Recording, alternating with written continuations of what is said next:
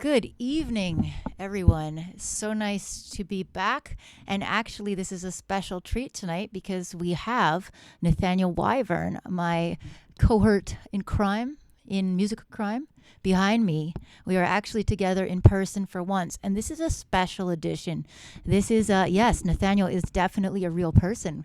We've been hanging out all week, spending the holidays together. This is a special edition, though, tonight. This is not our normal feedback stream, although we are going to be doing feedback. But tonight, we are actually doing a holiday gaming special. So our plans have gone a little bit like left and right, and we've changed things around a bit, but here's what we're going to do. We're kind of condensing everything into one crazy stream for tonight, and then over the next few weeks, we're going to be doing a little more different stuff, trying some stuff out. But one of the things we thought was that a lot of people here are into gaming and into music production. I myself was really, really into gaming until I started producing music, and then music became my video game. And I'm just kind of now, as I'm a little bit more settled and not really touring as much, rediscovering how fun gaming can really be. I am also, full disclosure, working on some games, and this is kind of where we got the idea to do this special. We're working with 74-Bit, which is a new indie game studio, and they are about to release their very first game, Super Dr. Corona. It was a game that they designed basically during the pandemic when we were all locked up and we didn't really have much to do. It was a way for them to find light in the situation. So it's got some really, really funny satire, some really, really good graphics. It's pretty fun. I didn't have anything to do with the music for it, but the person who did, composer Jonathan Vanderhoorn, is going to be our special guest tonight, all the way from New Zealand. He's going to log on and he's going to walk us through his process a little bit. We're going to explore kind of how you deal with a brief, how he comes up with concepts, all kinds of fun stuff. And we are going to do feedback in between. So we're going to do a little bit of feedback now. He's going to come in about half an hour, I think. And then we'll do a little bit of interview and walk through and check out his setup and just nerd out a little bit. I was actually going to join in and show you guys my process as I'm working on the next upcoming game for 74-Bit, but I think actually that could be a whole other stream in itself. So I'm thinking that instead we'll just do more feedback tonight, and then maybe in the next couple of weeks we'll do another stream where I can geek out with my sound design and all the other stuff. Something we're also going to do today is we are going to play test this game. It is pre-release, and we are looking for people to play test it. We're thinking like over the next few weeks, we can kind of battle each other and listen to y'all's tracks. We thought that would be super fun. So tonight, since we're still kind of getting steam, and a lot of people getting steam. I didn't even mean to make that pun. Ha ha ha. And a lot of people are away for the holidays or working and stuff. Time zones are weird. I would love to do a stream and hit up all my friends on Eastern time when they're not at work, but that would be like 5 a.m. for me. And I'm a responsible adult, so I don't stay up that late anymore. So that being said, we're going to plan the play test to be on a weekend so more people can make it. And in the meantime, if anybody is interested in play testing, there is a possibility that we could actually open it up tonight and have you battle us live. But if not, you just get to watch me and Natty goof around, and we're going to show you a little bit about the game in a bit. I'm going to show you the trailer. There's also some really cool content. And I also encourage you, we actually have this fun new emotes wall, if you haven't noticed all your crazy emotes bouncing all over the place. And the cool thing is that you can use our custom Discord emotes. And if you join the 74-Bit Discord, which is super brand new, we're just trying to get it going, they have some really great art and there are some great emojis. So I will post that in a bit. We're just going to get some steam rolling. Man, I should have been a dad. I love this emoji wall. You can chat absolutely anywhere. I'm excited. I'm so stoked that you're here. I really am a big fan of your stuff, and I can't wait to learn more about composing for gaming as well. So let's roll in. I'm going to actually just fling a fun emoji from the 74-Bit Discord. Yeah, we made some nice upgrades. Yes, we did. I'm really enjoying I say this. we each did most of the work on that one. Yeah. So yeah, this is a little virus. So again, the game is called Super Doctor Corona, and it's a whole satire on all the stupidity that happened during the pandemic. So we will get into more of the game once Jonathan. Actually, I kind of want to show people the trailer right now because it's super super funny. So let's watch the trailer and then we will start our little bit of feedback. So let's see. Here it is. 3-match gone viral. Super Doctor Corona. Match 3 colors to destroy a virus. Use supers to destroy lots and lots of viruses. Unlock all non-medical experts and supers. Defeat King Corona and his variants in arcade mode. Race against your opponents to get the most vaccines in Versus. Use boosters to slow your opponents down or speed you up.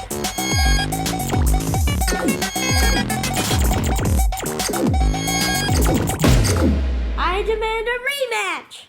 Someone in the chat said Dr. Mario, and yes, it was actually inspired by Dr. Mario. Today, it is our holiday gaming special, and we are focusing on 74-bit and their upcoming game, Super Dr. Corona. So we have the composer in the house who's going to do a walkthrough with us.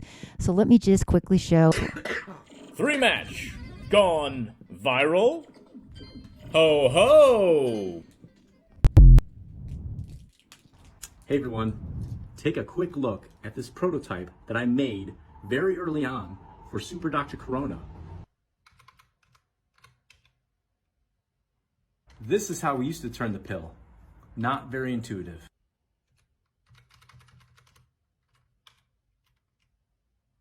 And take a look at it now. Much more intuitive and a lot more exciting.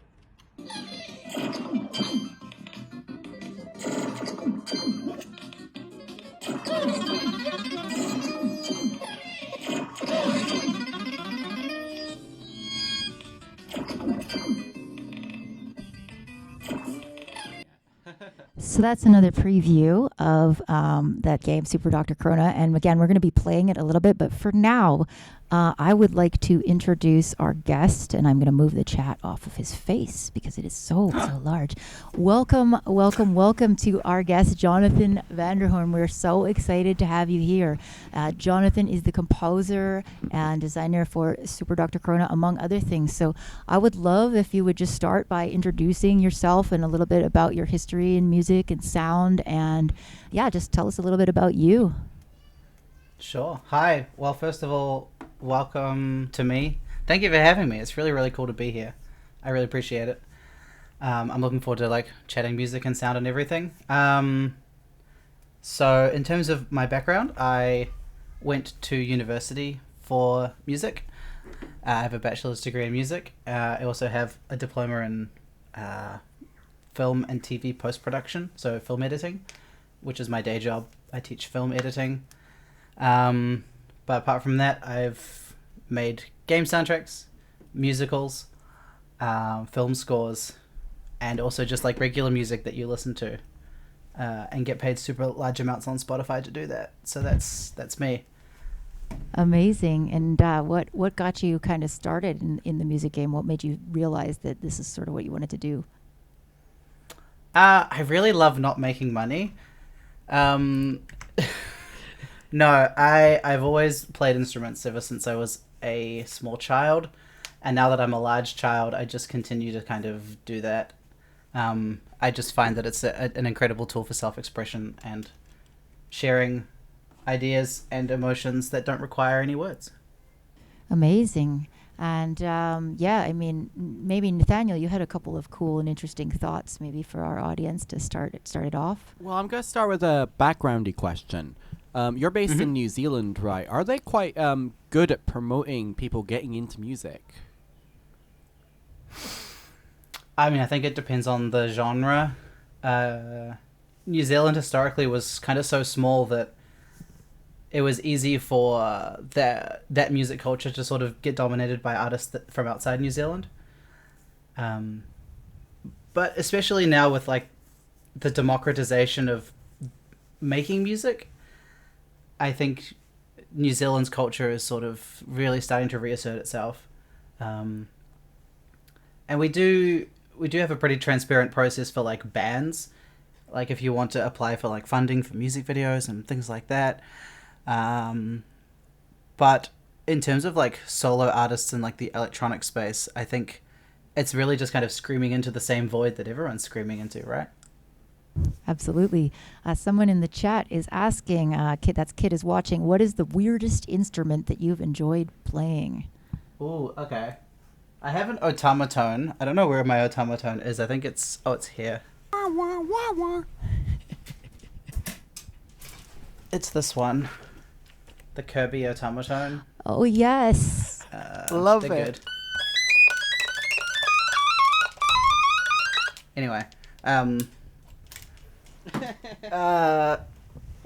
in terms of like, that's pretty weird. In terms of the most unique one, actually, it's because it's literally right here. It's an 8-string ukulele, and it has the sound hole at the back. So when you play it, you can do like a filter sweep with your body. I had don't no know if idea that's that even coming through. existed. Yeah, that's cool. It uses like fishing line as its strings, so it's got a really cool sound. There you go. Amazing. Do you And this guy's just gonna stay here. Whoa. Yeah, I love that. My brother, who is not into music at all, actually bought one of those because he was so taken with how weird and interesting it was. When you compose, I know that for Super Dr. Corona, it was a very specific kind of retro gaming 8-bit and stuff, and I have not had the chance to check out some of your other stuff, but usually how do you start when you get a brief like that, or any brief? What is the first sort of step in your head to just getting started with your creative process? Well, I think there's two different ways to approach it. One is whether when you're in control, and so if I'm like making games with my friend as Fund of Us generator, because then the brief comes from me, and I know how to talk to myself. Whereas with if you're getting a brief from someone else, especially if they don't know how to talk music, like it's about finding that common ground, because when you describe music, like someone might say, "Oh, this is bubbly. I really think this is bubbly." And you'll show it to someone else and they'll be like, "I don't think this is bubbly at all. What are you talking about? This isn't bubbly. This is like really heavy." So like, we have this language that we talk about music with, like adjectives and like food words and all that sort of thing. But it's about finding out whether or not one person's spicy is the same as your spicy. Or like, if your reference for something is Dr. Mario, for example, like, when you listen to Dr. Mario, what are you getting out of it? Because when I listen to it, I get this stuff out of it.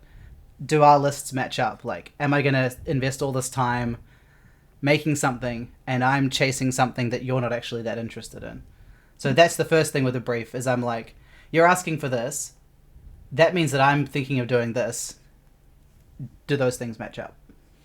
Right. Have you ever had a time where you had a really hard time sort of getting on the same page with the client? Because I know I have. I've been told X, Y, Z, and I do what I think is that, and then they're just like, "Oh, nope, we want to go country polka," or something like that. Like, have you been in a situation like that at all? I think probably the closest I've come to that is like with film scoring, because often with film scoring, people will get like in their head, or because they'll have like really specific references, and you'll do something. Usually ambient. Ambient is a really good word, because people that don't like listen to or make music, they'll say ambient, and I'll be like, "Oh, okay. So you mean like really, really minimal, no drum beat, like literally nothing, just like some washes," and they'll be like, What is this? This isn't music." And I'll be like, "Oh, come on, it is." Something like that. So a word like ambient or minimal, things like that, I've had trouble with. Yeah. And what are some of your favorite other projects before we kind of get into the nerd part? Like, what are some of your favorite things that you've worked on in your career? Through my own like game development with my friend, I've done a lot of projects where we've had very, very limited time to do things like game jams. So any time where I've had like an incredibly strict deadline, I find that those are the most fun. Because if I have just like months of time, I find I won't progress. I'll just like open it up, listen to my project, and do nothing, and then close it again. Whereas if I've got 48 hours to do something, I'll be like, oh god, I've actually got to work. And that's always the most fun, when you're actually just nose to the grindstone really doing it.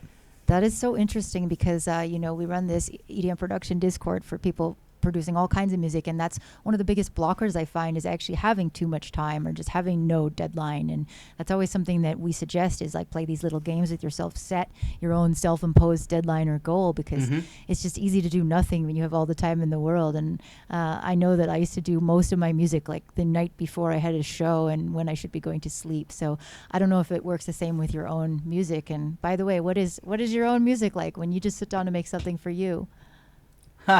That's a hard question in the age where your content is content. You know what I mean? I don't know the last time I sat down and made music just for myself. Oh, actually, the one that I can think of the most is I wrote like a suite for orchestra, like an actual orchestra. And that had no chance of existing on the internet or becoming content. And so that was probably, that was like 2018. That was the last time I made something where I was like, oh, what's going to happen when I release this? And that's kind of sad, but that's not what we're here to talk about. What are you working on right now, if you can tell us? I'm not working on any game stuff at the moment.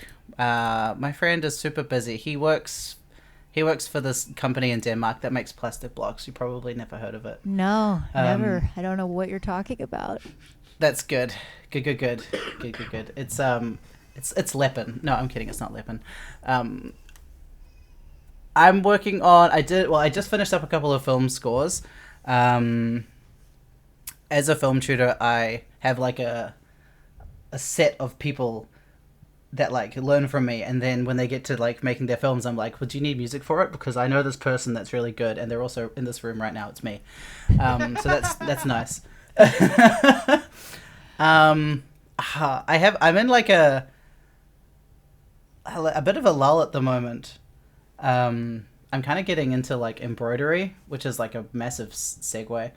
But that's what I've been doing with my time recently. I need to get back into doing some music. You embroidering some nice little birdies on some cloth?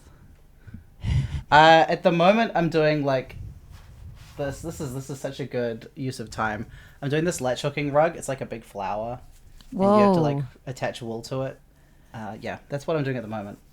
I actually love That's hearing fun. about these hobbies and these things that we do, because I think when you're creative, it's like you always just want to push something. Six Sided is asking how you reach out to filmmakers, how you get involved with different film scores. And The film industry is incredibly relationship based, so I've had people in the past that I've like gone to school with, or friends of people who I've gone to school with, or people that I know in the industry. And it's not particularly helpful, but it is just having a name and existing and being nice to work with. That's like 99% of the battle. And then just having people aware of what you do. It's like, oh, I know this person, they're nice. Oh, and also they score films. That's that. yeah, it's super true in the end. And I think it goes true for any career. It's like you can be the best at what you do, but if that's all you have to say, it can be really insufferable to work with. So cool. Natty, do you have any other random questions? And everyone in the chat, please feel free to ask as well. What's your favorite thing to bake? We've been doing a lot of baking here, so, you know. Chocolate brownie is a pretty good one. I do like a chocolate brownie. Because you can just do like a really standard one, or you could be like, I'm going to add raspberries and chocolate chips, and like that's quite fun. And have you ever sampled your cooking process as like source foley or something? No, I I did a stream once where I got AI to generate a bunch of images based on text prompts from a chat, and one of them was about cheese. So I went on freesound.org and I got like sounds of cheese graters and cheese slices, and I used that. But it was not my own cheese slicing; it was someone else's. That's wow. No need to skin your own goats. I did have a film score project where I needed to make the sound of someone's head getting like drilled into. And I got a cabbage and I hit it with a hammer and I broke it with my hands, and that was the Foley that we used for that. Cabbages make the best gruesome Foley, that's for sure. They're incredibly wet, yeah. She's a stream is asking, what's your favorite combination of instruments? I'm a real sucker for like acoustic instruments. I think string quartets are really, really cool. It's a pretty diverse genre within classical music, which in itself is not a specifically like diverse genre, but string quartets, there's a huge amount of possibilities with them. Yeah, I really love instruments where they're not bound to like the 12-tone system. And that I don't mean like super microtonal, but like, for example, the voice, you can like really, really like accurately tune chords so that they perfectly ring with like the harmonic series, as opposed to like a piano where you just can't do that. So instruments where you can actually properly tune it, like wind instruments, brass instruments, string instruments, anything that's just not bound to just like the keys. Nice. Jungle Mind State wants to know if you have a favorite game score. Probably Transistor. The Supergiant game. A lot of the Supergiant game music I really, really like. But Transistor, like, I think it was the combination of hitting when I was really just getting into playing and analyzing video game music, and also just being really good. And so that's just tied to my like memories of like starting video games. Yeah, Transistor is really great. Super cool. And then Will wants to know what your opinion of Jacob Collier is. It's a very specific question. That's an incredibly specific question. I honestly haven't like dived into his stuff too much. There's an arrangement of In the Bleak Midwinter that he has where he modulates. Does he modulate like a half step or something? Yeah. That's that's a perfect example of like the voice, right, being not bound to the 12-tone system. True. That is a really like spine-chilling moment. Also asking favorite movie soundtrack. Favorite movie soundtrack? Dirty Dancing. That's a really good question. Footloose. I mean, I'm a big fan of like super orchestral soundtracks. Possibly The Incredibles. That's an interesting choice. Which is like Michael Giacchino, just doing like jazz, and it's just really, really good. Yeah. We got a vote for Interstellar in the chat from Bonehead Bangers. Yeah. Six Sided is asking, what are the difference between film and game scoring? That's an interesting question, I think, in terms of process. Yes. Process, but also fundamentally, a film is linear, right? Like, you press play and it goes, and you listen to everything once. Whereas a game score, you could just like chill in an environment for like 75 hours and the music would continue. Like it would just have to continue. So like that's the fundamental difference, right? Absolutely. And actually that's a good segue because one of the things that I was going to talk about, later on as well when I nerd out on my sound design, but there's in the past, there was much less indie game development, and like when I started out years and years ago, I don't even want to say how many years ago, you basically had to go and like have a bottom of the barrel job at EA, and you had to learn Fmod and Wise, and you had to do everything a certain way. And now I feel like there's a lot more flexibility because there's all these different engines people are using and people are doing it on their own and they're kind of just making their own rules. So do you tend to have to use a lot of this middleware? Like what kind of, I know for Super Dr. Corona, because I got to look at the Ableton project, that it was a lot of audio looping, so which I think is a great thing for, let's say, some of our producers here who are getting started in game scoring, because they don't necessarily have to make a big jump. You know, they can kind of export this in a familiar, but obviously, like what you said, sometimes the game has to react to factors other than time and has to be more dynamic. So do you use these different softwares? No. No. But that's only because the games we make through Vanderhoorn Generator are small, and they use Construct 3, which is like a browser-based, like super light engine. And because we're so close to the code and it's just the two of us, I don't have to use that. Like, I tangentially do know what those things do, and I'm aware of that. And I think often we will code music and break it down and export it out into stems so that we can do things that like Fmod would actually just natively do. For sure. And have you ever used those, or is it just strictly that your game design has been within kind of your own universe like that? Yeah, it's not like I haven't wanted to learn how to use it because it would look great on a CV, right? But Embroidery. I just have no. This is true. Why be wise when you could be really wise? Yeah, it's just not something that I've ever come across. We used Unreal Engine 4 like right at the start of our game dev, but that was a super unfriendly engine to like start learning on because it's just so big. But if we ever return to that, we'd probably use like, what is it, middleware? Well, actually, now that's interesting that you bring up Unreal, because they've released this Meta Sounds, which is like their own node-based audio engine. And that's something, there's actually some, for those of you who are interested in game design and you do kind of want to load up on these things, I just want to mention that these two things I mentioned, Fmod and Wise, they allow you to take these free tutorial series and courses on their website. So you can actually learn on your own. And Unreal as well, they just released Meta Sounds, and they have all these free courses for that as well. So that's something I've been meaning to dive into, because when you're doing really generative, complex stuff and you kind of want sounds to evolve like that, I think you kind of have to do that. Otherwise, you're just layering a lot of audio loops. But it's pretty cool. And I mean, Samsung Orange Ringtone is asking, what is mixing like? Do you have to be aware of what frequencies to avoid to allow other sounds in the game? That's a great question. Well, okay. I think it also depends on your approach.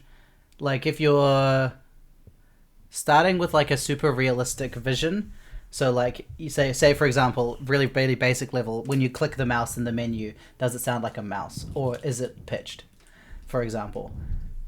Like, because if you're going down the sort of more abstract route where everything is like musical, then you got to make sure everything is in the same key, like things like that. But also, yes, and that's the same with film scoring as well. Because you've got to be aware of like the frequencies of dialogue, like roughly between like 2K and 5K, and you're either EQing your music so that there's like a little trough there, or you're just not including those elements because you know that there's going to be dialogue above it. Yeah, absolutely. And then Jadders is asking, where would I have to start if I wanted to begin game scoring? I mean, I think a lot of the things that overlap with film is also just meeting people and building relationships, for sure, right? Mm-hmm. How did you meet Nico, and how did you guys get together with this Vanderhoorn generator? I met him in, high school. So like half my life ago. Wow. And yeah, I think we were just in the same class. And we thought about and connected with games, like over games, like for example Zumbinis. That's an incredibly niche reference, but Zumbinis slaps. We played games like that and discussed making games and things like that, and then it just sort of snowballed into actually making them instead of just talking about them. Amazing. Yeah, I think it's such a hard question because it's like, especially now. I mean, the reason I wanted to kind of do this is because I feel like it's a way more open opportunity than it's ever been because it's not just the AAA studios anymore. It is people being able to take things into their own hands and making their own games. So I think maybe, yeah, like teaming up with a friend who is a coder is a good look. And speaking of that too, I noticed you were using Ableton. Is that your main DAW? Because we are definitely plugin and DAW geeks. So just would love to know like how, if you always use Ableton, if you use other things, what are some of your favorite plugins and things like that? So yeah, Ableton is my primary DAW. What have I used in the past? Audacity doesn't count as a DAW. Hey, I've used Audacity a lot. On MIDI now. some people would argue That's in our fair. channel. That's fair. But I primarily, like, before the last, I guess, like 6 or 7 years before I started video game scoring, like, primarily I was working with sheet music and, like, my output wasn't, like, exporting a WAV file. It was, like, a PDF. So I used to use like a lot of like Sibelius and things like that, which aren't technically DAWs. So like Ableton is sort of like where my experience kind of begins and ends. Nice. And do you use like external plugins or do you mostly use stock stuff or? I'm a huge believer in stock because when my ideas get good enough to require dropping money on something, then I'll drop money on something. But until then, I'm still learning. So I'm just gonna, for me, if the idea is crap, then it doesn't matter like how many Valhalla plugins you throw at it. It's still gonna be crap. So I'm just gonna like get really secure in my own process first, and then start doing plugins. Which I don't know. That's kind of a weird view, but. No, I think that's smart because a lot of people get this like plug-in disease where they just install way too many things and they don't actually learn how to use it. So I think that's super valid. And actually, I guess what we should probably do before we go further is we should take a little listen to some of the music that you wrote for this game. And just so people know, and for people tuning in now, if you haven't noticed by the graphics and everything, this is a kind of retro gaming themed 8-bit pixel inspired by Dr. Mario. Do you remember anything else? Was the brief just like Dr. Mario but not Dr. Mario, or was there any more to it?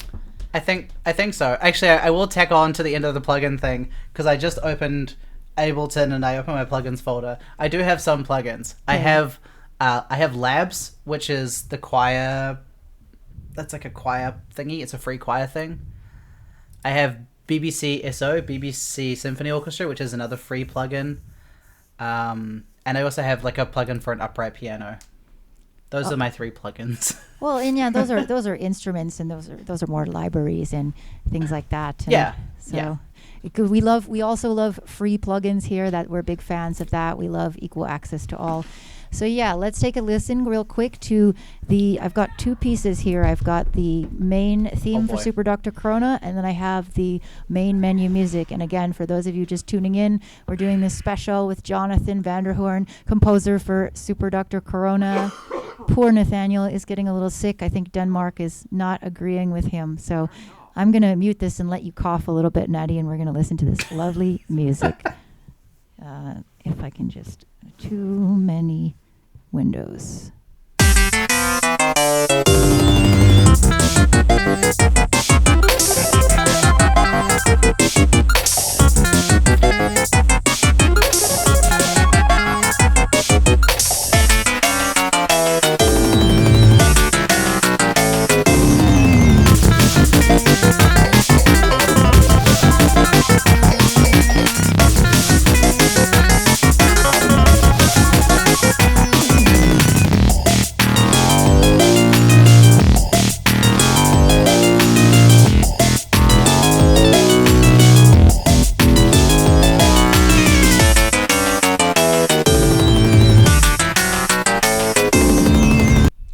I gotta say too. I've been playing this game. I've been learning it, and it's pretty much the genius of that to me is like how it manages to loop and loop and loop and not get annoying, which I think was also something that Dr. Mario had going for it.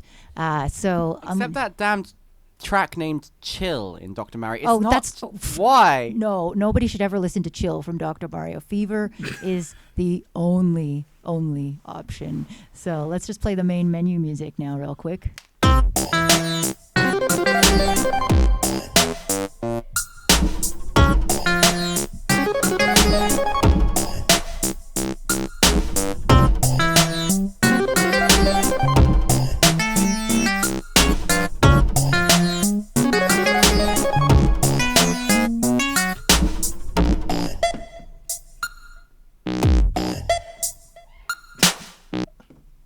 I guess I should also ask, like, how much time was that process? How much was the music writing process taking, and like how did it go back and forth between you and Jason and all the people working on the game? If I crack open my project files, I'll be able to tell you. Yeah, maybe we can share your screen and everything. Yes. That would be great. Yeah. Yeah, let me do that now. Yes. And people are loving it. So great. Thanks, everybody, for tuning in. We love it. We want to do more stuff like this. And again, we're going to open up a play test. So I'm going to like put information about that on the screen. But if you sign up, we can play live. We can battle. You can get pre-release of this game on Steam. And so let's check out your screen. All right. So first of all, I'm just going to dox myself, as everyone should do when they screen share, right? Wait. So this is in my actual work folder. Anyway, Dr. Corona, if I'm looking at the Ableton projects... Oh, actually, I'm going to look at the exports, because that's going to... Oh, God. That's way worse than I thought. Anyway, so, like, for example, these here, those were my sketches that I sent back and forth. Oh, God, there we go. These ones that are highlighting here. These are the main theme sketches. So there's, like, sketch 1, 1A, 1B... we go all the way up to 1C where it starts to loop. And then we're like, let's go in a different direction. Sketch 2, sketch 2A, 2A, 2B. Yeah, so there was a whole bunch of sending back and forth with some little notes on essentially just vibes, right? So, I mean, I don't know. I could technically play some of these. Misinformation, are you in the chat? Let me know if I'm going to violate a lot of NDAs by playing this. No, I think we want you to play stuff. Okay, perfect. So I'm going to go open Audacity so we can just look at how the waveforms change. If I look at sketch 1, come into Ableton. Okay, so there's some differences in terms of length, but like they start off sounding like, let me see if you can hear. So before I was so rudely interrupted by my own ineptitude, these are the first sketches that I sent. So this was me listening to Dr. Mario and essentially being like, okay, I'm going to do that. So this is not obviously the main loop that we just heard, but I guess it's adjacent in some ways. So if I just play a little bit of it through here.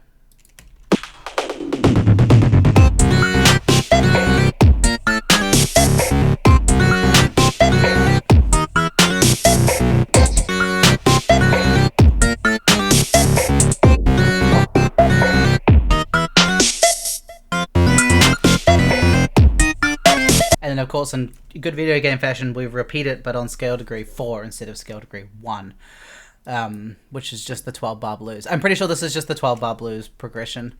I think it wasn't upbeat enough.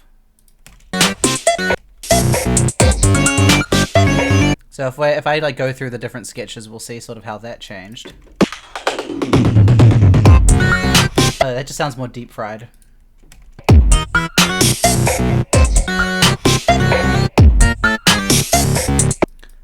This is fun. I haven't heard these in ages. These are just becoming progressively more and more deep fried, I think, is what's going on here. Because I think what this is, again, like that mismatch, right? Like we were trying to raise the intensity, or like it was trying to be more hard hitting, but what we actually needed to do was create something that was faster.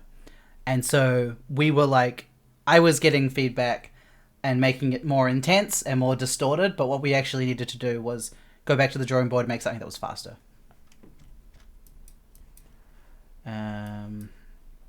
Anyway, I think we ended up with this.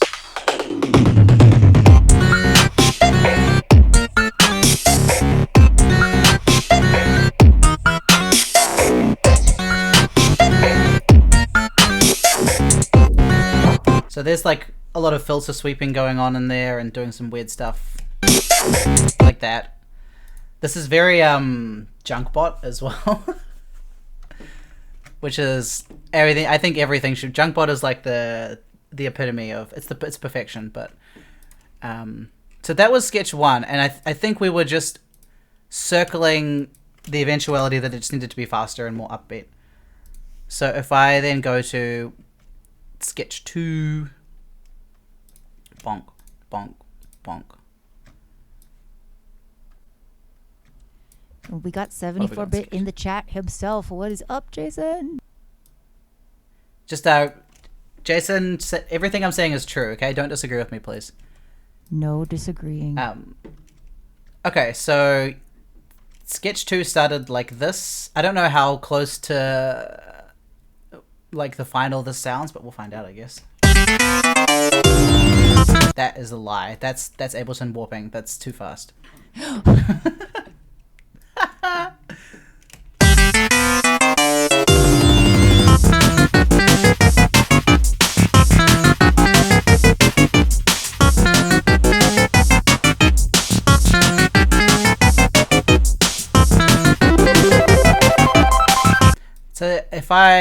So if I go like A and B, these as like solo things.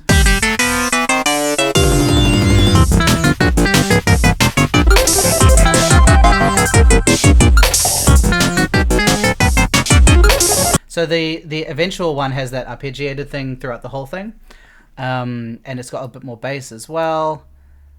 The original doesn't. It goes like this, whereas the eventual one goes like this.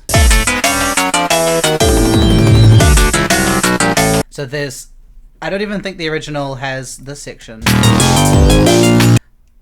It just has like this sort of A section essentially. But that was much closer to the vibe that we were looking for, so we went with that. It's just faster. It's bouncier. Yeah. Amazing. Can we peek in the project file a little bit and We kind of absolutely can. break So down? we are. This is an example of best practice, which is to put your entire soundtrack into a single Ableton project. This is a bad idea. Don't do this, children. Okay, let's have a little look. What have we got here? Okay. So let me just play this one down. I don't think this is what we ended up with.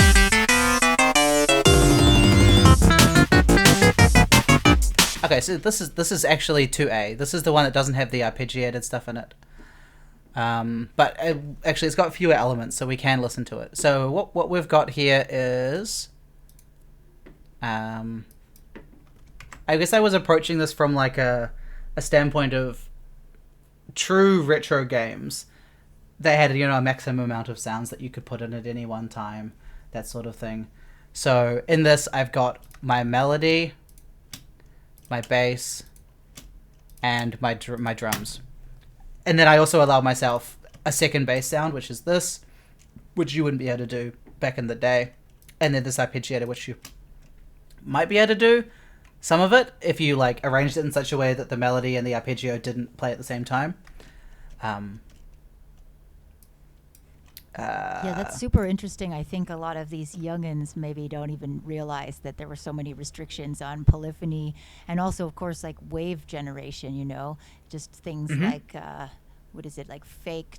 Is it fake triangles, where they just didn't have enough resolution, so there are actually little steps and things like that. Yeah. And in terms of how I'm sort of aping that, if we start with the bass line.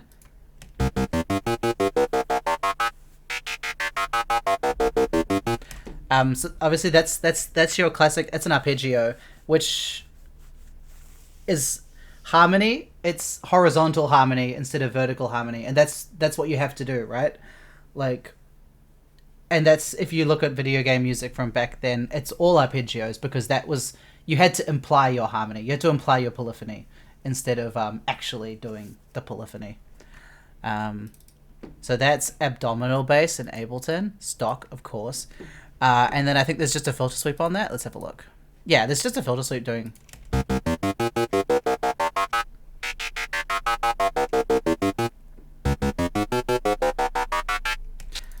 and that's just staccato.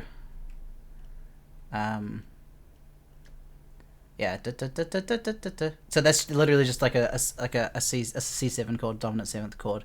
This is like the 12-bar blues. But I mean, that's, again, Mario and things from that era. They wear their influences on their sleeve pretty heavily, and it's all influenced by like jazz and jazz harmony. Yeah, and I think some of our producers, a lot of them, like, it's interesting time now because you can get into music making with these tools without taking music theory. So Jadders is asking what horizontal harmony means. Okay, so that's technically, I don't know if that's like a real term, but like, because in retro gaming you couldn't play multiple notes at once. So like, for example, like this, I couldn't do this back in the day. 4 notes at once. That's impossible. That's a vertical harmony because it's going up and down. It's happening all at the same time. Whereas you have to instead spread it out horizontally in order to actually do it. So like, is this coming through? Yep. Okay, that's my keyboard. Good. So we can just like... Okay. I mean, this is good because if I try and play like 2 notes at once on this keyboard because of the synth patch, right? It's only going to do 1. I'm trying to... You can see it here. I'm trying to play 3 notes, right? But it's only letting me do 1. Because of the kind of synth that it is. So you have to... Yeah, space out your notes of the chord, like, over time. No chords. Yeah, no chords.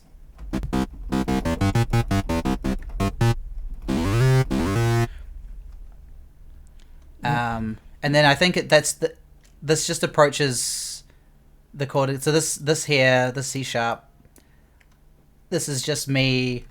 I want another note here, and I want to approach this chord chromatically, so I just take it a step up. That's literally all that is. There's no like harmonic reason for that. It just sounds good.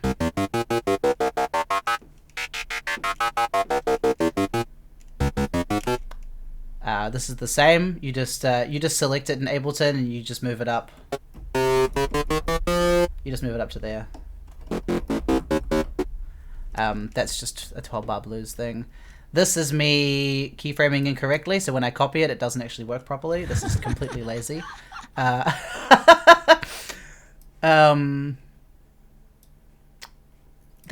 the main A section. What else have we got in here? Oh yes, I saw someone. You could just play fast ups instead of chords to achieve similar results. Oh, absolutely. Yeah. Right at the start here, the opening call.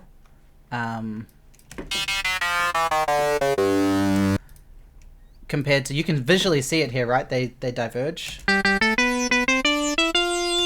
That's called contrary motion. That's if you want to talk about it in like the Baroque sense, which is just 2 lines going in different directions, and that's just incredibly musically satisfying, right?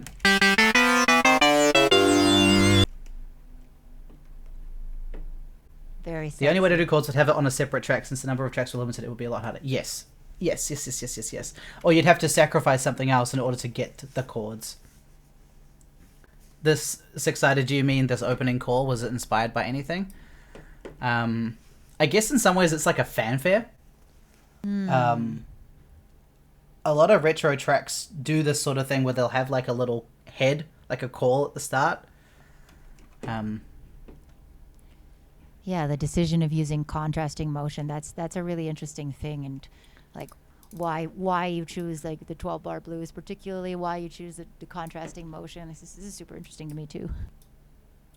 12-bar blues, I think it comes from, it's very, very familiar. And in terms of like wanting, because game music is like a trade-off, right? Like it can fade into the background, but you want it to be noticed, but not so noticed that people can't focus on the game. And so the 12-bar blues is like a really, really familiar structure to a lot of people, whether they want to admit it or not. So using that, it's kind of like, it's comforting to an audience, right?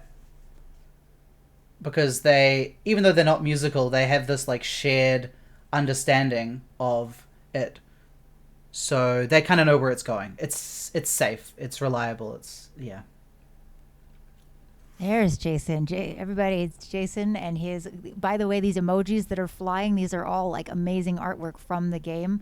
We got to add one of Jonathan because he's in the game too. And that's another fun fact is everybody who worked on the game is somehow folded into being a character.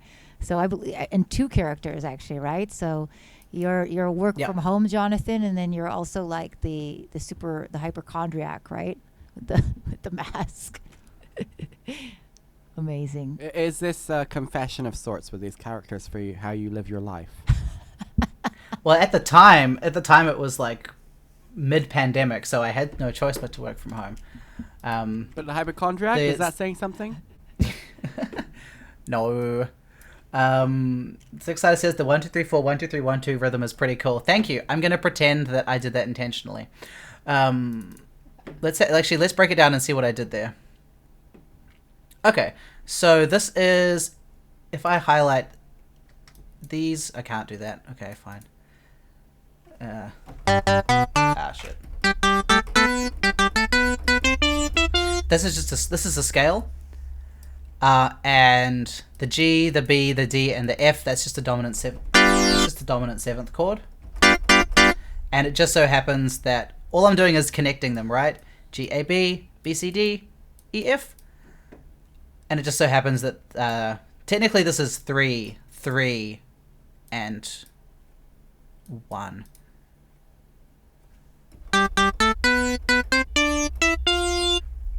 It's just a scale. Again, it's implying a harmony because this is your dominant seventh of C. So again, I have to imply it horizontally instead. And I'm assuming. Oh no, the bass does something completely different. The bass is the same rhythm, but this is moving down purely chromatically. That's just chromatic. So that's not using the scale, that's just... The little fanboy wouldn't be as cool without the repeated first note. That's just something I think I might have done just because it wouldn't have sounded as cool. Yeah, exactly.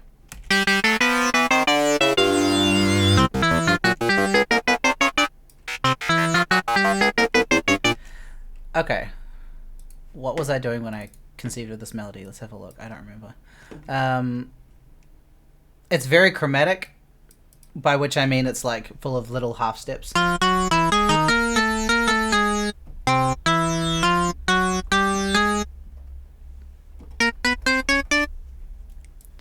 I think I really wanted to. I just wanted it to climb. And I just think I just added a lot of chromatic things there. I think this bump bottom is something that was present in the first. Let me have a look. I think it's present in the very first sketch. Like that was something that I think came out of me listening to Dr. Mario. Like, is that here?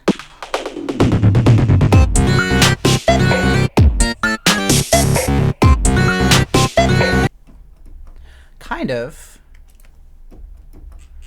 That's there, yeah.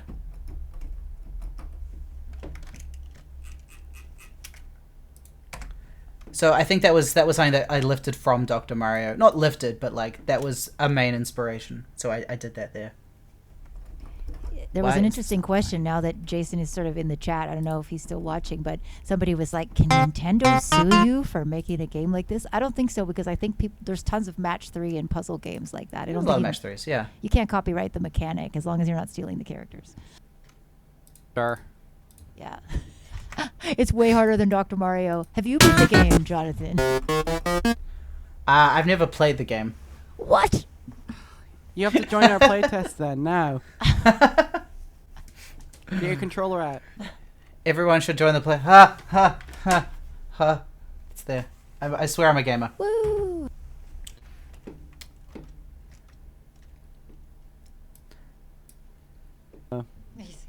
Yep. Yep. And then again, I think in the same way that I just took this and moved it up so that it started on the 4th degree, I do the exact same transposition there. I literally just copy it. It's very, very simple there. And then in terms of the turnaround at the end, this is...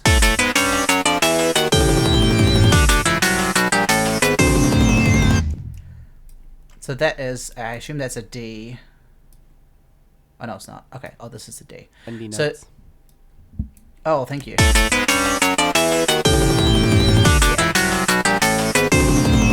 Yeah. So that's, what's the word? It's like a chain of dominant 7th chords, which is just like a 5 of a 5 of a 5 of a 5. So like that opening chord, the G7, like that points you to C in a really big way. And you could stack that. So the chord that would have the same function for G is D. So you could go like this. No, that's not it at all. That's not it. It's this.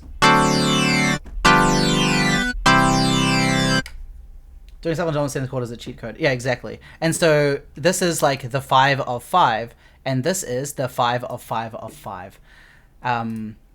So I'm using that to sort of move further and further away from home, and then I really, really, really, really quickly bring us back to home. So this is an A chord. And then we go to the D, and then the G, and then the C. So I'm just like, it's just like stacking a chain of dominants in order for it to loop really, really nicely. Very, very cool, because, you know, there's a lot of discussion all the time about fancy sounds, and I think it's always a balance. If you have really clever compositional strategies, you don't need much. You don't really need complicated stuff, and which is controversial for me to say because I'm such a sound designer, but I really noticed that when I was snooping inside your project was, you know, just that there wasn't a lot of layers, but there was just a lot of harmonic progressions going on that were really keeping the interest. Yeah. So if I play through this ending, you'll see these first two point back to the last two point back to the first one in a very like harmonically satisfying way.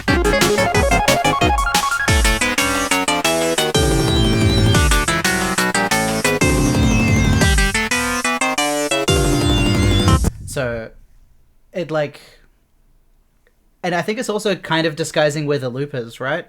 Because the loop doesn't start at the start of the melody here. The ending tails into the start, and it disguises your loop. That also keeps it from being too repetitive, because it doesn't have that predictable like 4/4/4 like a progressive house song. Yeah. Not pointing fingers at anyone in the chat. Yeah, it's the balance of giving people structures that are familiar enough so that they're not trying to concentrate on breaking them down, but then also like working within those structures to make something entertaining.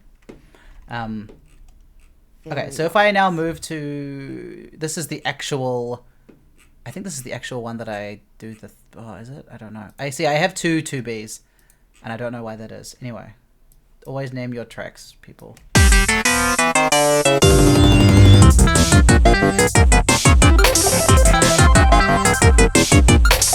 Okay, this is just, again, this is another arpeggio. I assume that's a dominant 7th. No, it's not. This is just a straight up, again, this is horizontal harmony, right? You have to do that.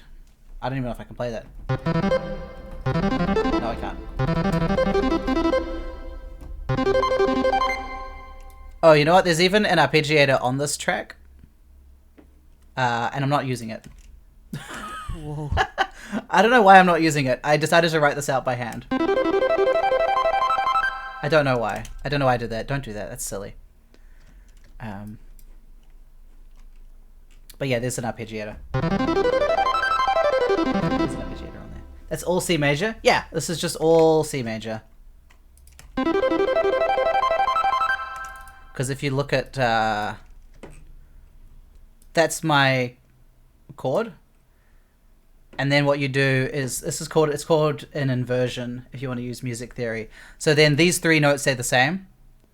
But you like move the top note up one. So like... the arpeggiator is breaking it, but yeah, that's the pattern of 4. These 3 notes stay the same, and then you add the top one, and then you just keep doing that up and up and up and up and up.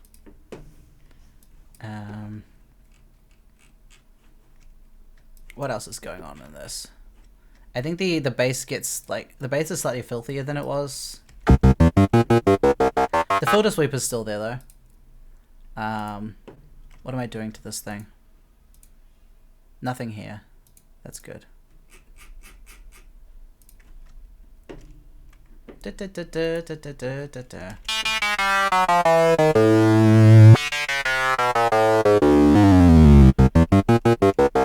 Oh yeah, so this is where I have the other bass though, which is like significantly more angry. Yeah, bespoke arpeggios is the only way to go. Angry is one way. Again, so and this is 2 basses working together, right? So this is just giving me that sort of like really low, almost farty sound, and that's giving me my actual like pitch. So one of them I'm kind of using as like an attack, and one of them I'm using as the actual pitch. So together, by their powers combined, like you can hear it much better when I actually put it up.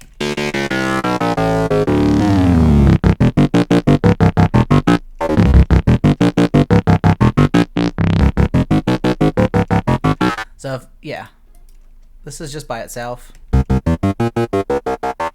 this is the other one by itself, and then you have to I combine them together.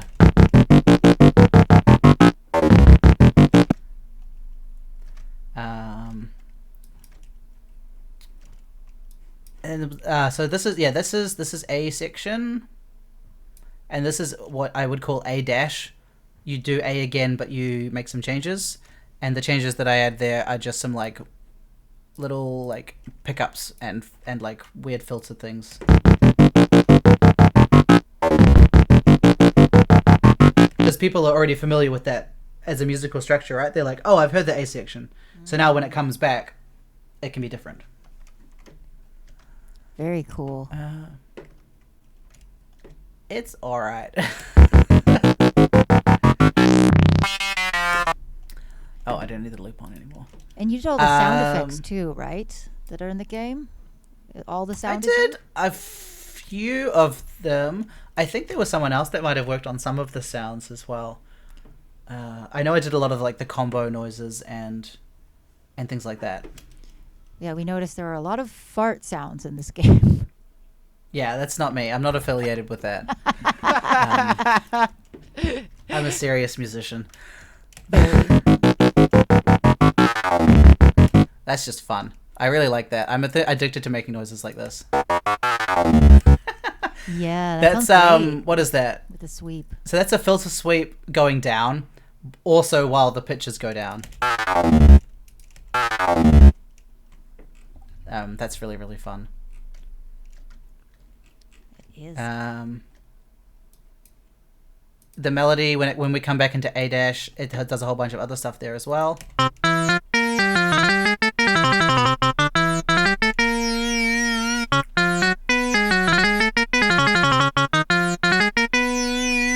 That's just honestly, that's just me opening like the MIDI like this and just putting in a bunch of random stuff. There's no like rhyme or reason to that. That was just purely for fun. That's just nonsense. And that's an important part of any compositional process. It's just nonsense. But it's super fun. I mean, it definitely fits the pace of the game.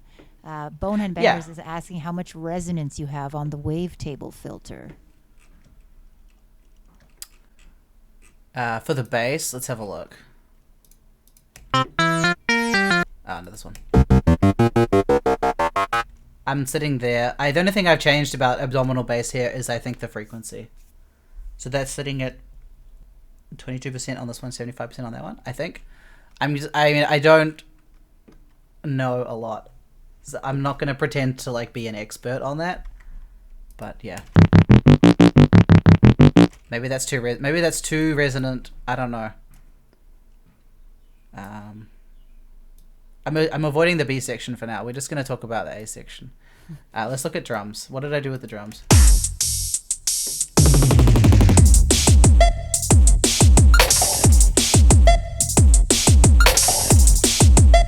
Okay. What are you? I think this is a kit that I may have... It started as... This is the Fog Juice kit, and I think I may have added some other stuff. I'm not sure. I'm doing some stuff that I think everyone should do, which is like pitch shifting your toms. Where is that? This thing here, which is great. Instead of having like 15 different tom samples, you just pitch shift one. These are yes. When you're saying pitch shift 1, are you using any specific automation for that pitch shift, or are you just copying the same tom across the different pads with different pitches pre-programmed in? No, so this is it's one. Which one is this? This one. It's just one sample, and then when you open it in the kit, there's like this option here, just underneath where it says "really nice even by themselves." Thank you for that compliment. There's a transpose slider, and I'm just using the transpose automation right there to do that. Makes sense. Yeah. And then the drums, this is the same rhythm, I think, as the fanfare. Yeah. It's the same rhythm as the fanfare. What else is going on here? What did I do? Oh, God. Oh yeah, so this is just like a normal beat in my opinion, and then there's just some like arrhythmic noise at the end, like that's completely off grid. I think that's off grid. Yeah, this is yeah, no, that doesn't line up with the 16th note at all. So this is technically this is off. These are on grid. That's off grid. That's off grid, and that's off grid as well, which just means it's not lined up with the beat, but because I repeat it the same way every time, it becomes part of the structure. Did I do drums first or last or in the middle? Last. I think I did the drums last for this one. I'm pretty sure I did the bass first, like the I think I did that first. What other garbage is in here hiding? Oh yeah, so you can see I did a lot of tom transposition. I transposed it by like 3 octaves. I don't know how that sounds. Let's have a look.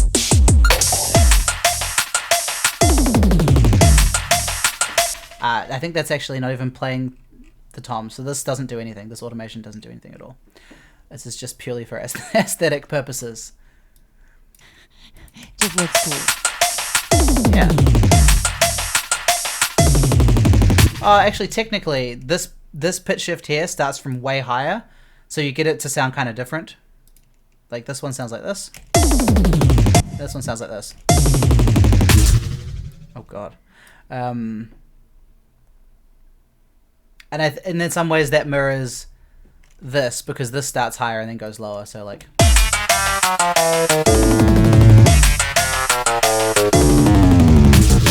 So there's like one is going down, and then when it goes down lower, the toms pitch shift even lower. You love having unused automations? They don't stress out your computer at all. Everyone should try it.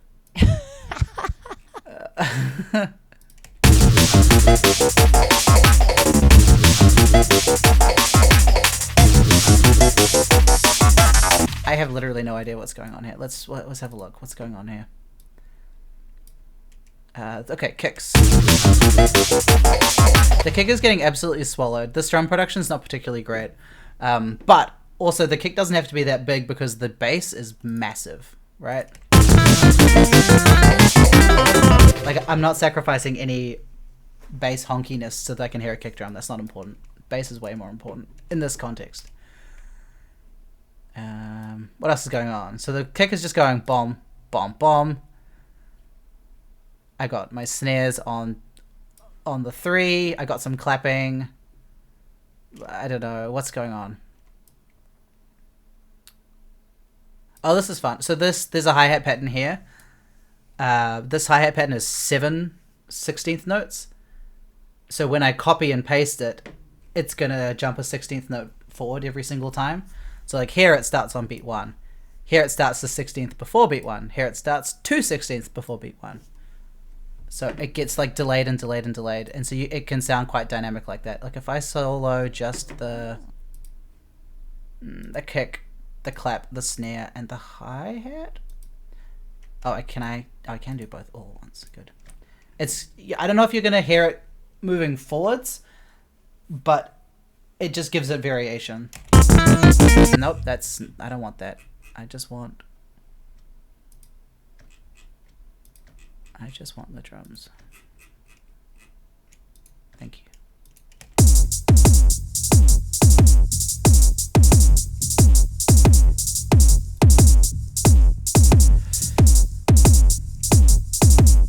I don't know how to describe what that is sort of doing, but it just provides a little bit of variation in there.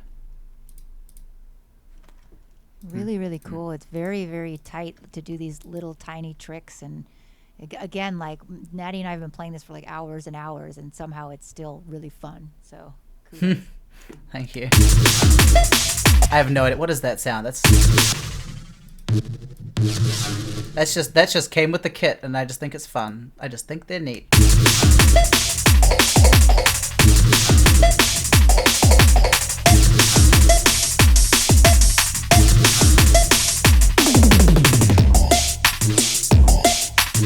Okay, and that brings us kicking and screaming into the B section, which I actually don't like anymore, but we won't say that. It's fine. Okay, but how do you build a B section, right? You have an A section, you're really happy with it.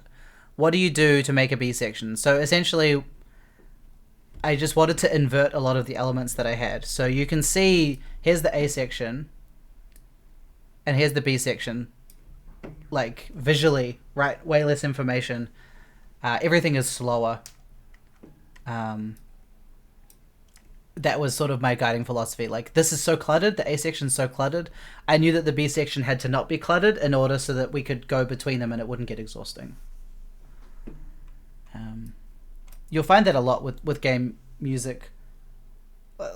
Like, if you're listening to certain sections of it, there'll be like an A section and a B section, and the melodies will either, one will be fast and one will be slow, or they'll just do opposite things to keep that engagement going.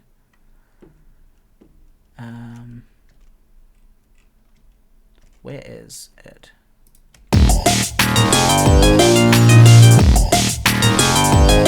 So this is tangentially sounding like the fanfare at the start. Like that kind of sounds like, if I go back to the very start, probably people will call that like being efficient. I call it being lazy. No, it sounds really unified. So if we unpack that, it's probably just another arpeggio. Is it? What is it? What is going on here? Oh no, that's just a scale. So that is the same technique that I'm using in the fanfare. That's scale degree 1, that's scale degree 3, that's scale degree 5. Again, I'm going up the arpeggio, implying my harmony, and I'm just filling in the gaps in between. So it's the same technique, and it means that it sounds quite unified.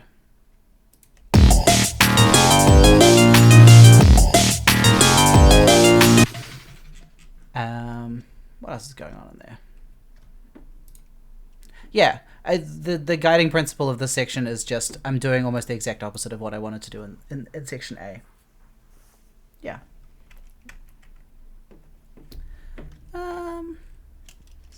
super, super fascinating. This is like, this is a very new kind of vibe for us to go into. But again, it's like a lot of people, I think, overcomplicate and they spend so much time looking for, oh, this sound and that sound, and they don't really think about just little melodic progressions in theory like this. Yeah, I don't spend a lot of time like tinkering with sounds. I'll go through like the preset library and I'll find one that's close enough, and then I spend most of my time on like the actual information rather than the sound. I don't know, maybe that's something I can look at in the future. I just it's not part of my process yet, really.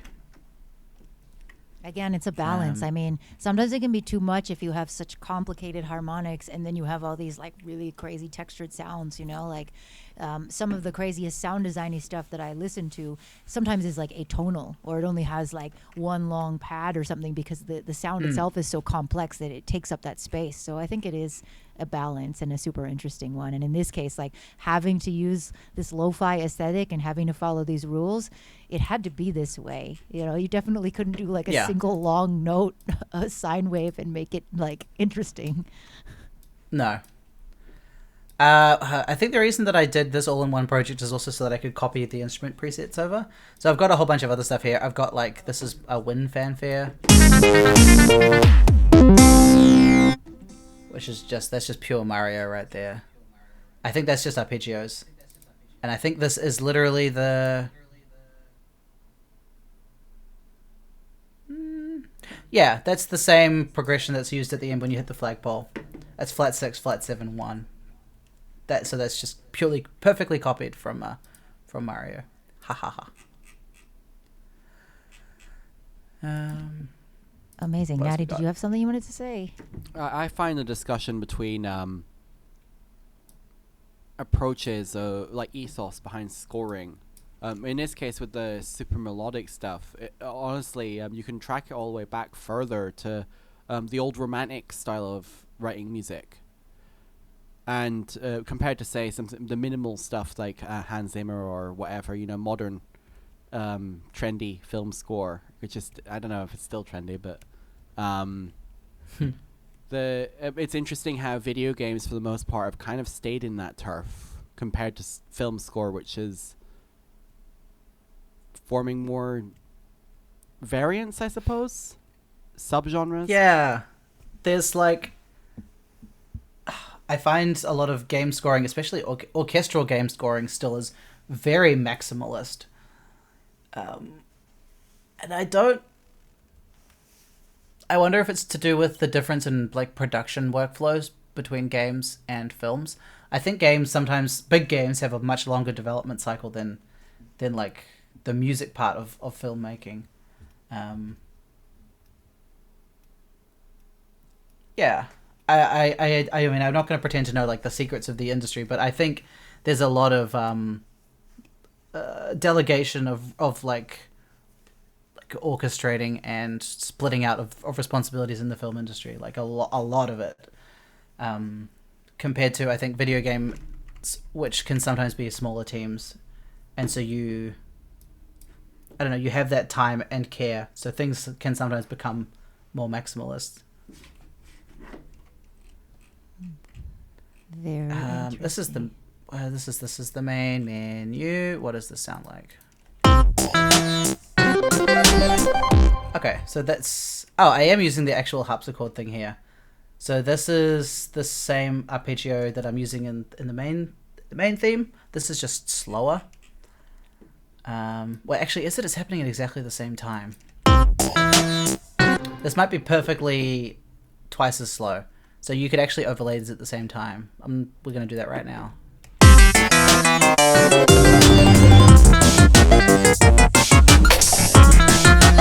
That's technically both at the same time. That's if you have 2 copies of Dr. Corona, you unlock that special bonus track, which is 2 things playing at the same time. This is just... that's just...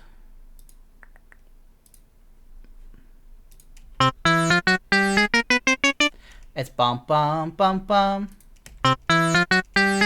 It's 4 of these notes. It's that one and that one, twice as slow, without any of the embellishments. That's the same melody. Because we're not like in the game, right? We're in the menu, so we're sort of hinting at all the stuff that's going to happen, but it hasn't happened yet. And then we also allow the bass to do one little arpeggio instead of it constantly arpeggiating. So that's here. Bum bum bum bum bum. That's bum bum bum bum bum bum bum bum bum. That's the same figure that the bass does, but we just allow it to do it once. And we're just hinting at it in the same way these drums. It's all the same sounds, but it's less. So everything is just like it's not like muffled, but it's like someone else is playing it and in another room kind of thing, and you're hearing bits of the music that you're going to hear, but you're not hearing all of it yet. I'm using the same. Was asking if we superimpose 2 in-game tracks, do we get a 3rd hidden track? Have you tried this? There are only 2 tracks. But have you tried overlaying them together and just seeing what happens? We could do that. There's a there is another track, the intro theme, which is utterly unhinged, and very aggressive. We can play that now. Actually, I feel bad about this one, but I made it as like a draft in about 30 minutes. And then I sent it to Jason, and it just never ended up changing because he liked it. And I was like, no, please, let me go back. I have so much I want to do to this. But, no. I think this uses... Oh, no, this doesn't actually use any melody. So this is all bass. Oh, wait, does it? Unsure. Well, let's find out together. I don't remember this track at all.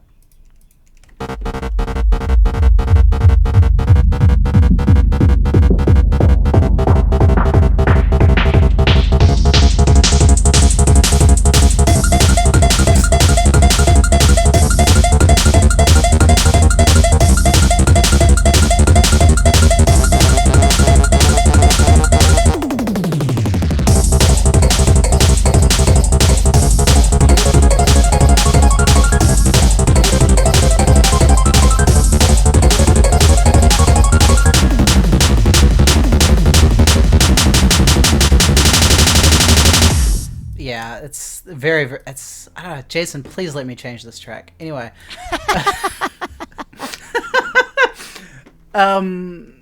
What is going on here? The basses are doing bass things again. They have the same function that they did previously. Actually, there's something fun going on in this. This is staying on the same pitch.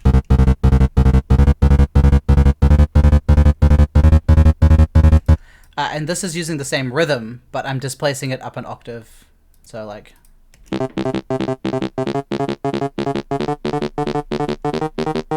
So rhythmically that's the same, but you get like two octaves instead of one. Yeah, that's kind of fun.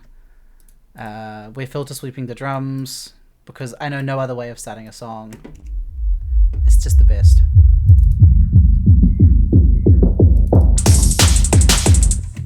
It's just...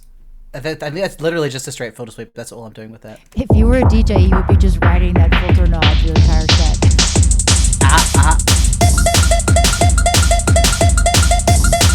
These sounds are... They don't leave my head. They're so aggressive.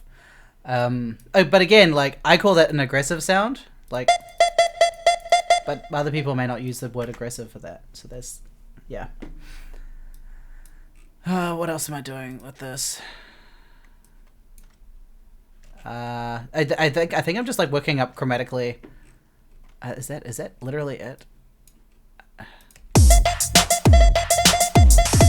Oh, this is the this is the invincibility music just tacked on the end. Why is this here?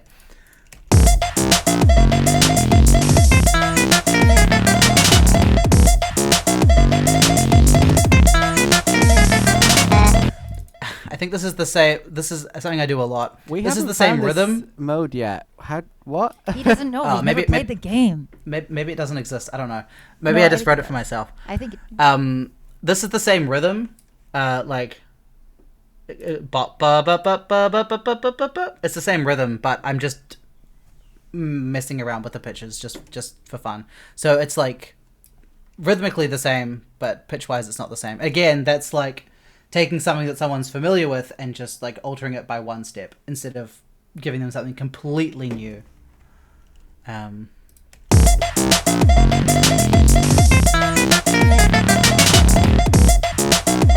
And again, the bass is different, but I'm using that same chord 1 to chord 4. So it's like the same fabric, but doing something different with it. Yeah. Is there anything else that exists here? I don't think so. I think that is all the music for Corona. It's incredibly, it's very minimalist. There's no harmony.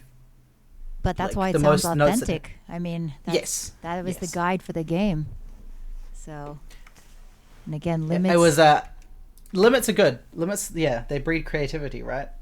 Super cool. Oh, thank you so much for walking us through. I mean, people are really enjoying this and hopefully getting excited to play the game. And you got to play too. We've been playing. I do have to play it as well. Yeah, we've been playing for a while, and I will say, like, there's the versus mode, which is kind of what we're going to do, and then the arcade mode, which gets incredibly hard. And I tried complaining to Jason. I was like, what is this? He goes, yeah, like, kids these days, like, they have it so easy. This game is not for babies. Wow, okay. Just like going to ignore the baby demographic. I see how it is. That's fair. Amazing. So maybe if possible, if you can post some links. I know that you've got a YouTube channel. Are there other places where people can find you and listen to your stuff and check out your work? That would be great. Yes, I think I exist primarily as my last name, but with 4 O's instead of 2. Ready. Good. Which is just Vanderhoorn with 4 O's. And I think that's on SoundCloud, and I think that's on YouTube. I have a Twitch, which I don't use at the moment, but I'm going to get back into streaming next year. Producing content for the Vord. Yeah, 4 O's. There it is.